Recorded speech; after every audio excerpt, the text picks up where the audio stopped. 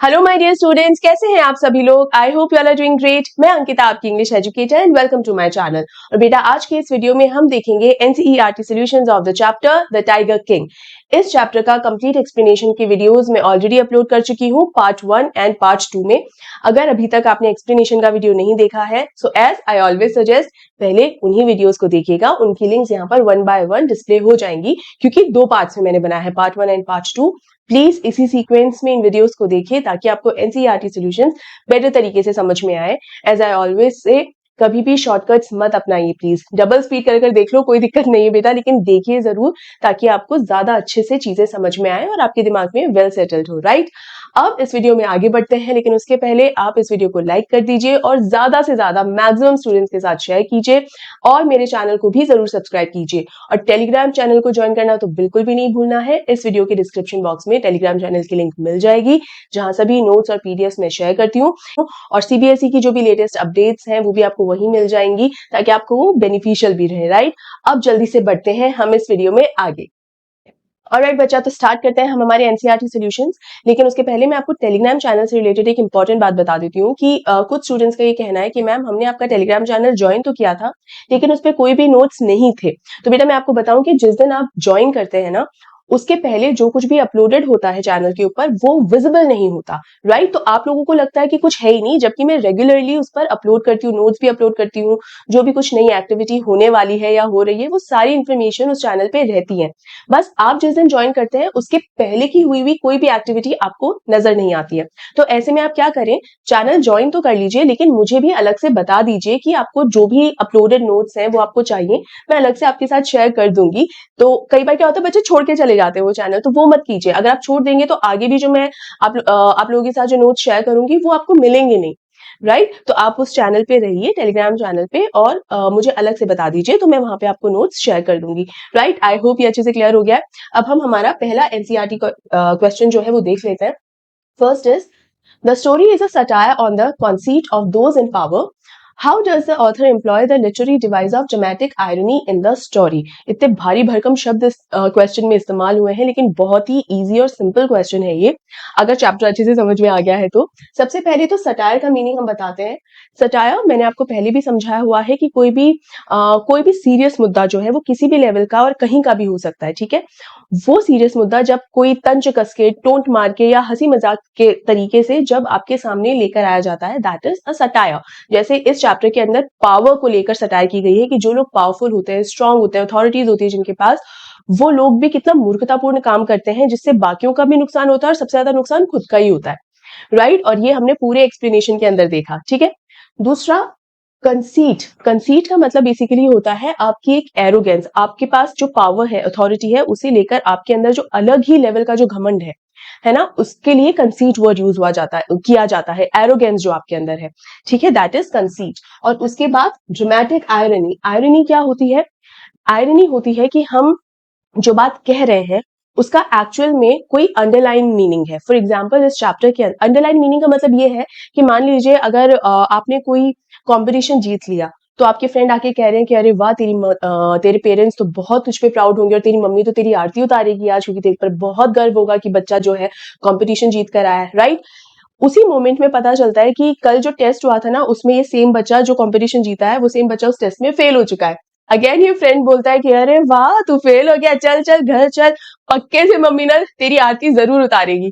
Now in both the situations the word aarti is same, but meanings are absolutely different. ठीक है, तो एक तो ये आयरनी होती है, आयरनी अलग अलग तरीके की होती है, सिर्फ ये आयरनी नहीं होती। तो सबसे एक तो ये आयरनी होती है, इसके अलावा आयरनी ये होती है कि एक विडंबना। विडंबना ये कि जिस इंसान के पास सारी दौलत, शोहरत, ऐशो आराम सब है, उसके बावजूद भी अपने रिसोर्सेज को यूज करके कुछ प्रोडक्टिव करने के बजाय अगर वो इंसान अपने जीवन में फेल हो जाता है, तो उसे विडंबना कहते हैं। क्यों? क्योंकि वो अपने रिसोर्सेज को वेस्ट कर रहा है, उन्हें यूटिलाइज नहीं कर रहा है। ठीक है, उसे लग रहा है कि अरे मेरे पास तो सब कुछ है। तो होता है ना कि बहुत ज्यादा कंफर्ट जब आ जाता है, तो आप बहुत ज्यादा कंफर्ट आपके रास्ते का रोड़ा बन जाता है। This is an irony. वहीं शायद किसी गरीब परिवार का एक बच्चा है जिसके पास साधन ही नहीं है, फिर भी मेहनत करके पढ़ लिख के वो बहुत आगे निकल गया। उसका रीजन ये है, तो ये एक आयरनी है कि तेरे पास सब कुछ होते हुए भी कुछ नहीं कर पाया जीवन में, और उसके पास कुछ नहीं था फिर भी इतना आगे निकल गया। आयरनी। राइट, तो इसे विडंबना कहा जाता है।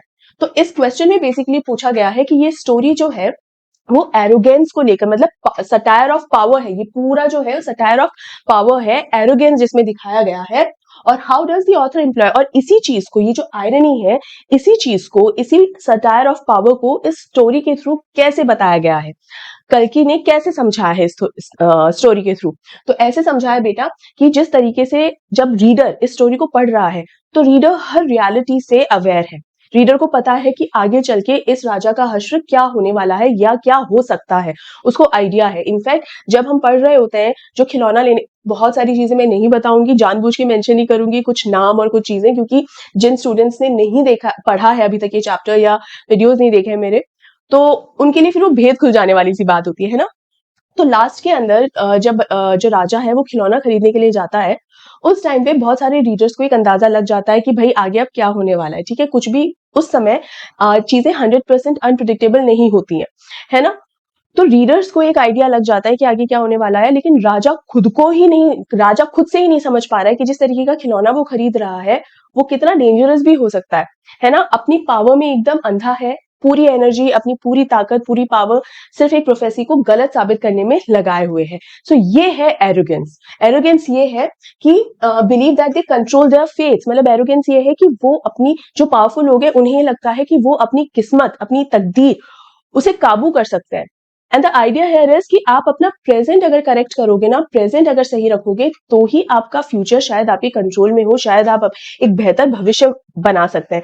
लेकिन आप अगर आज कुछ गलत करेंगे ना, तो उसी का ही तो रिजल्ट आपको कल मिलेगा, फ्यूचर में मिलेगा। तो राजा जो अपने प्रेजेंट में जो एक्शंस ले रहा था, उसी का कहीं ना कहीं परिणाम उसे फ्यूचर में भुगतना पड़ा था। और इसी तरीके से कल्कि ने इस चैप्टर में ये समझाया है कि while characters believe they control, character कौन है, ये महाराजा जो है, उन्हें लगता है कि वो अपनी किस्मत को पूरी तरीके से कंट्रोल कर सकते हैं। और यही जताता है, इसी से समझ में आता है कि राजा अपने आप को कितना सुपीरियर समझता है। The audience is aware of the reality and these leaders are actually acting foolishly. मतलब इन लीडर्स को क्या लग रहा है, अगेन महाराजा को क्या लग रहा है कि उसने अपनी किस्मत को अपने हाथ में लिया हुआ है, कंट्रोल किया हुआ है, प्रोफेसी को झुटला रहा है, वो उसे खुद को ये लग रहा है। लेकिन रीडर्स को समझ में आ रहा है कि how foolish he is, that he is wasting all his time, money, energy, everything. Right, आई चीज समझ में। तो जो लीडर्स हैं, पावरफुल लोग हैं, उन्हें अपने आप में लग रहा है कि वो बहुत ही स्मार्ट, इंटेलिजेंट और अच्छा और सही काम कर रहे हैं, और ऐसा काम की भविष्य उनकी मुट्ठी में है। लेकिन जो रीडर्स हैं उन्हें साफ समझ में आ रहा है कि कितना बेवकूफ है। ये दिस इज द आयरनी, और ये है सटायर ऑफ पावर, कि पावर को दर्शाते हुए ये आयरनी बताई गई है कि पावरफुल होते हुए भी फायदा क्या है तो तू बेवकूफ। राइट, ये तरीका है। Next question, what is the author's indirect comment on subjecting innocent animals to the wilfulness of human beings. Again इस चैप्टर के अंदर बेसिकली पूछा गया है कि जो एनिमल्स, जो वाइल्ड लाइफ के ऊपर जो लोगों का अत्याचार है, इंसानों का जो अत्याचार है, चैप्टर के अंदर किस तरीके से मेंशन है। तो कल्कि ने बहुत ही ब्यूटीफुल तरीके से ये चीज को एक्सप्लेन करा इस चैप्टर में, कि जिस तरीके से राजा अपने भविष्य को कंट्रोल करने के लिए सारे एनिमल्स, जितने भी टाइगर्स थे, उनको मार डालता है। मतलब एक भी टाइगर नहीं बचता है, एक्सटिंक्ट हो जाता है। सिर्फ किस लिए, क्योंकि वो एक प्रोफेसी को झुटलाना चाहता था। राइट, तो ये ह्यूमन नेचर, ये यहाँ पर ये दिखा रहे हैं कि वो खुद के लिए किस कदर सेल्फिश हो सकता है एक इंसान, कि वो पूरी वाइल्ड लाइफ को भी खराब कर सकता है। और अगर वाइल्ड लाइफ खराब हो रही है तो उसका असर नेचर पे पड़ेगा। नेचर पे असर अगर पड़ रहा है तो अल्टीमेटली हमें उसके कॉन्सिक्वेंसेस भुगतने पड़ेंगे। बट द प्रॉब्लम इज कि शायद मैं अगर टाइगर हंटिंग कर रही हूँ तो उसका जो असर है शायद मुझे ना भुगतना पड़े, लेकिन जो फ्यूचर जनरेशन है उन्हें भुगतना पड़ेगा। तो इसलिए मुझे क्या फर्क पड़ रहा है कि भाई फ्यूचर जनरेशन जो है वो भुगते या ना भुगते। राइट, ये सेल्फिशनेस है, ठीक है। ये पूरी तरीके से सेल्फिशनेस है कि मुझे कोई फर्क नहीं पड़ रहा। यही जो चीज है, ये इंटेंशन जो है, वो इस चैप्टर में बताई गई है कि अपनी मतलब के लिए इंसान कहीं पर भी जा सकता है, जो सेटिस्फाई सेल्फिश विम्स, ईगो, मतलब अपने खुद के अहम को संतुष्ट करने के लिए इंसान किसी भी हद तक जा सकता है। और इसी वजह से महाराजा ने ही स्लॉटर्ड 99 टाइगर्स। स्लॉटर्ड मतलब मार डालना एकदम।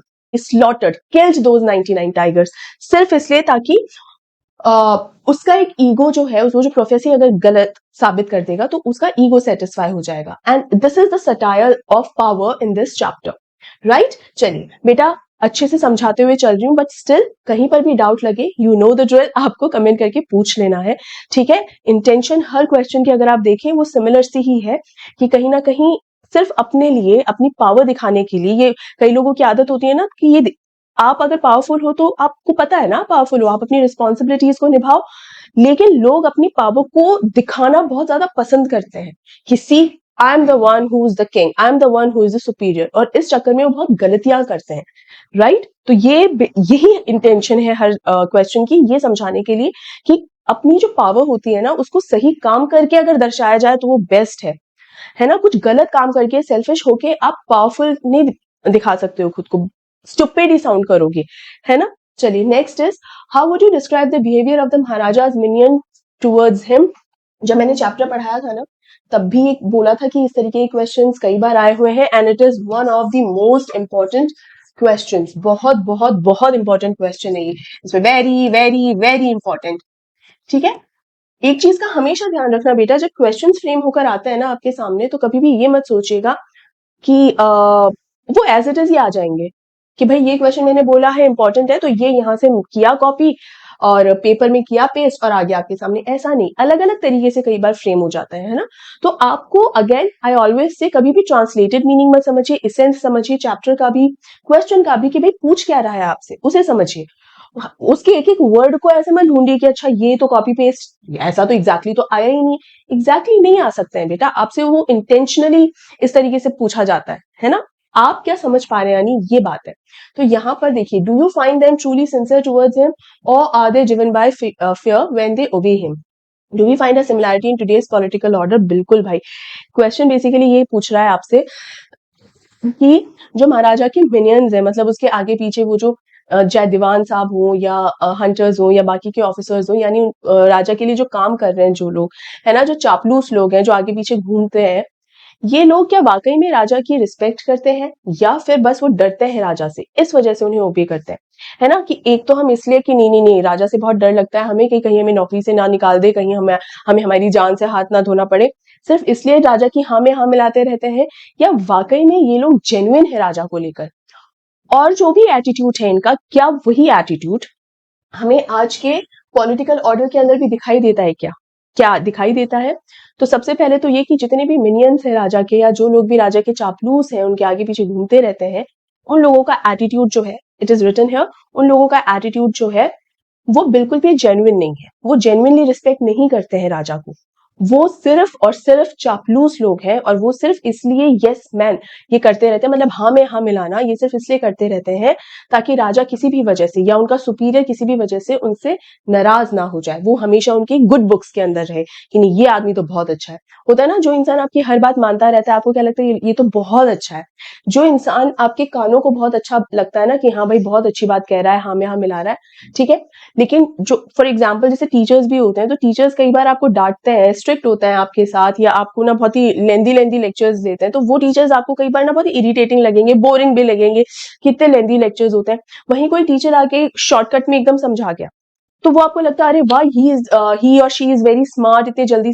ऐसा नहीं होता है, आपको खुद ये डिसाइड करना है कि आपके लिए बेनिफिशियल क्या है। मैं मतलब ये नहीं बोल रही हूँ कि ऑप्शन ए ही करेक्ट होगा या ऑप्शन बी ही करेक्ट होगा, that's not what I am saying. What I am trying to say here is कि जब भी आपको कोई चीज पसंद करनी हो तो वो सिर्फ इसलिए पसंद मत करो कि हाँ भाई हमारे लिए ये कंफर्ट जोन क्रिएट कर रही है ना। If you are comfortable that's why you think the other person और other thing is good and correct, ऐसे नहीं होता है, ठीक है। कई बार आपको अपनी कंफर्ट जोन से भी बाहर आना पड़ता है और वही करना सबसे ज्यादा सही होता है ना। यहाँ पर राजा को कोई हमसे नाराजगी ना हो जाए सिर्फ इसलिए ये लोग हमें हाँ मिलाते रहते हैं, ठीक है। और ये पॉलिटिकल ऑर्डर में भी देखने को मिलता है जहां पर सही एडवाइस देने के बजाय अरे मंत्री जी आपने जो कहा वो एकदम बढ़िया और एकदम सही है, सत्य है एकदम, ये कहते रहते हैं ताकि गुड बुक्स में रहे और उनकी तरक्की आगे होती रहे, ठीक है, उनका उन्हें फायदा मिलता रहे समय समय पर, राइट। तो ये यहाँ पर बताने की समझाने की कोशिश की जा रही है।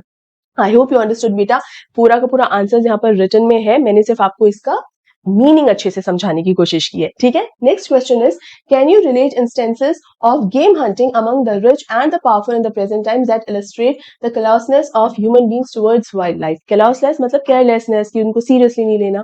बेसिकली ये जो क्वेश्चन है ये पूछा जा रहा है कि जो रिच लोग हैं, अमीर लोग हैं या पावरफुल लोग हैं जिनके पास अथॉरिटी है, वो हंटिंग को एक गेम की तरह लेते हैं और वाइल्ड लाइफ को बहुत ही केयरलेसली लेते हैं, केयरलेसली लेते हैं कि अपने इंजॉयमेंट के लिए आप किसी की हत्या कर देते हो, किसी जानवर की हत्या कर देते हो, राइट। तो ऐसे बहुत रियल लाइफ इंस्टेंसेस भी हैं, है ना, आपने न्यूज में भी बहुत सुना होगा। तो बहुत सारे ऐसे जो इंसिडेंट्स हैं जो हमारे सामने बिल्कुल आए हैं। तो ये सिर्फ इसलिए होता है क्योंकि अगेन आपका एक ईगो सेटिस्फाई होता है, आपको एक कंटेंटमेंट और एक पावर की और एक आपको अंदर से एक ये महसूस होता है कि आप देखो कितने स्ट्रांग हो, कितने पावरफुल हो, that you killed a beast.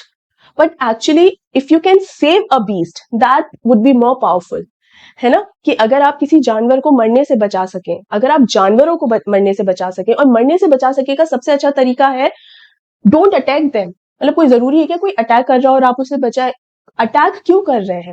आपको क्या इतना सुप्रीम या सुपीरियर उसमें महसूस होगा कि देखो मार गिराया, है ना। तो you feel that strength in you कि देखिए जंगली जानवर मैंने मार गिराया, है ना। एक ये जो चीजें, तो यहाँ पर ये ऐसे इंसिडेंट्स के बारे में पूछा गया है, और कहीं ना कहीं यही इस चैप्टर के अंदर महाराजा के थ्रू रिफ्लेक्ट किया गया है कि महाराजा के लिए उन टाइगर्स को मार गिराना एक मजाक, एक खेल की तरह हो रखा था। ऐसा खेल जिसमें उसको लग रहा था कि मैंने अपनी डेस्टिनी, अपना फेट काबू में कर रखा है, कंट्रोल कर रखा है ना। और मैं उसने मतलब प्रतिज्ञा ले ली थी, ही वाउड कि मैं जब तक 100 के 100 टाइगर्स नहीं मार गिराऊंगा, तो तब तक मैं कोई और इवेंट, किसी और चीज पर, कोई और मैटर पर ध्यान ही नहीं दूंगा। तो मजाक ही हो गया ना एक तरीके से।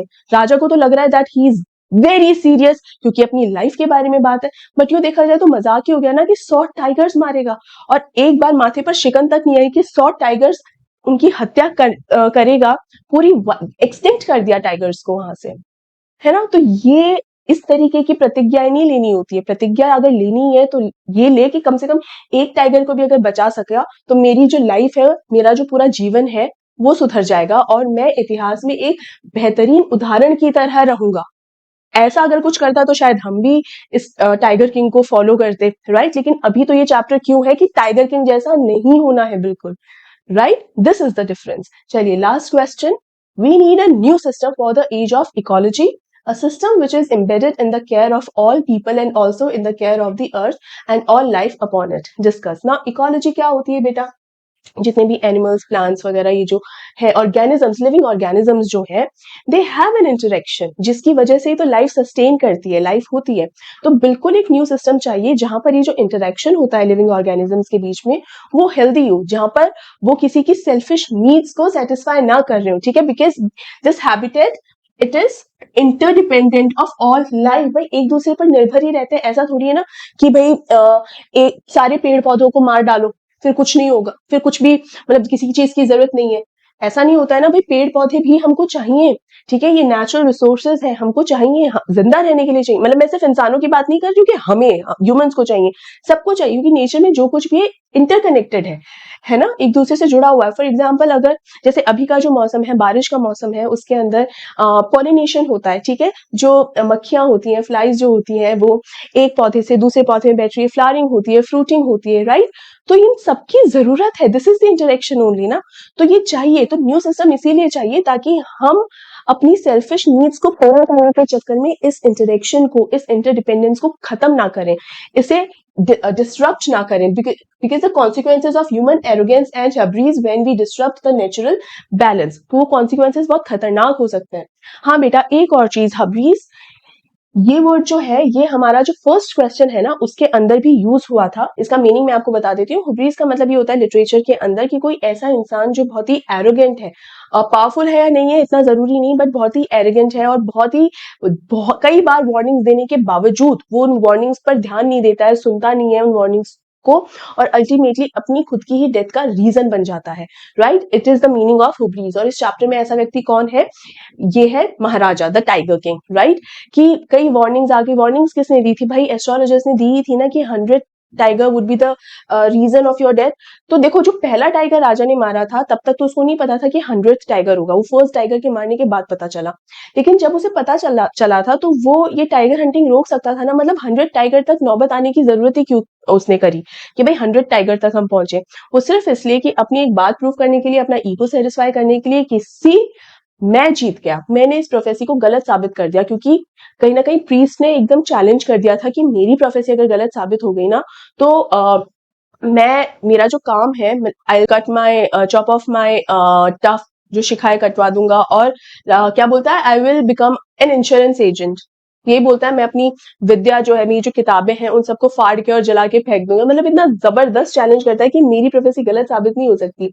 और इसी चक्कर में कहीं ना, मतलब ये एक तरीके से बहुत बड़ी वार्निंग ही तो है, बट स्टिल बिल्कुल भी महाराजा जो है इस चीज को गौर नहीं करता है, और अल्टीमेटली अपनी खुद की ही डेथ का सबसे बड़ा कारण बन जाता है।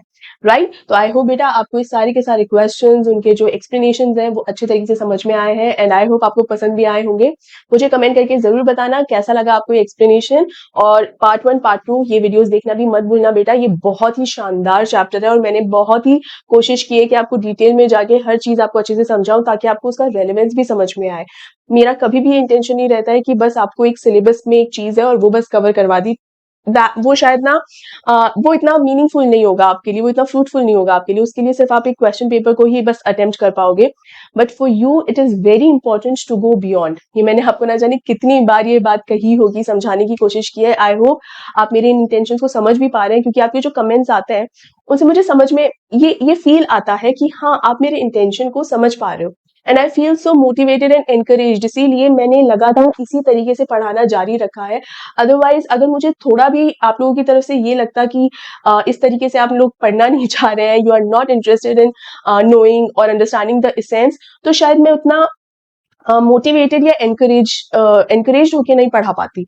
राइट? मतलब पढ़ाती तो आपको मैं इसी तरीके से कि अच्छे से अच्छे समझा पाऊं, लेकिन शायद मेरे अंदर वो मोटिवेशन नहीं होता जो आज है, जो एनर्जी मेरे अंदर आज है, कि चाहे कुछ भी हो रहा हो, इवन तबियत ही क्यों ना खराब हो, लेकिन पढ़ाना आपको एकदम एक्सप्लेन फॉर्म में ही है, एक्सप्लेनेशन के साथ ही पूरा डिटेल में जाकर। वो सिर्फ इसलिए बेटा क्योंकि आप लोगों से वाकई में मुझे ये एक पॉजिटिव रिस्पॉन्स मिला है। So thank you so much for that. मुझे बहुत ज्यादा जरूरत थी इसकी। So thank you so much for that. Right? अब इसी नोट पे इस वीडियो को यहाँ पर एंड करते हैं बेटा। कैसा लगा ये वीडियो जरूर बताइएगा, मुझे बताना मत भूलिएगा। एंड मेक श्योर आप कमेंट करें, कोई डाउट हो, कंफ्यूजन हो, कोई भी क्वेश्चन हो, जरूर पूछें। कहीं भी कोई डाउट हो तो ठीक है, अपना कोई ओपिनियन है मेरे साथ शेयर करें। So don't forget to comment. इसके अलावा इस वीडियो को लाइक करें, ज्यादा से ज्यादा जितना हो सके उतना इसे शेयर कीजिए, सब जगह फैला दीजिए। राइट? और इस चैनल को भी जरूर से जरूर सब्सक्राइब करें, नहीं भूलना है सब्सक्राइब करना। और टेलीग्राम चैनल, उसको लेकर जो इंपॉर्टेंट बात है वो भी मैंने वीडियो के स्टार्टिंग में ही कह दी है, तो ध्यान रखिएगा। और उसकी लिंक जो है, टेलीग्राम चैनल की लिंक आपको इस वीडियो के डिस्क्रिप्शन बॉक्स में मिल जाएगी, उसे ज्वाइन कीजिए। सारे नोट्स पीडीएफ मिल जाएंगे वहां पर, मैं वहां अपलोड करती रहती हूँ। और जितनी भी सीबीएसई क्लास 12 से रिलेटेड अपडेट्स हैं, नोटिफिकेशंस भी जो आते रहते हैं, वो भी मैं वहां शेयर करती रहती हूँ, तो वो भी आपके लिए बहुत बेनिफिशियल होगा। राइट? तो एंड करते हैं इस वीडियो को यहाँ पर। अपना ढेर सारा ध्यान रखिए, मिलते हैं अगली वीडियो में बहुत ही जल्द। तब तक के लिए take care and good bye.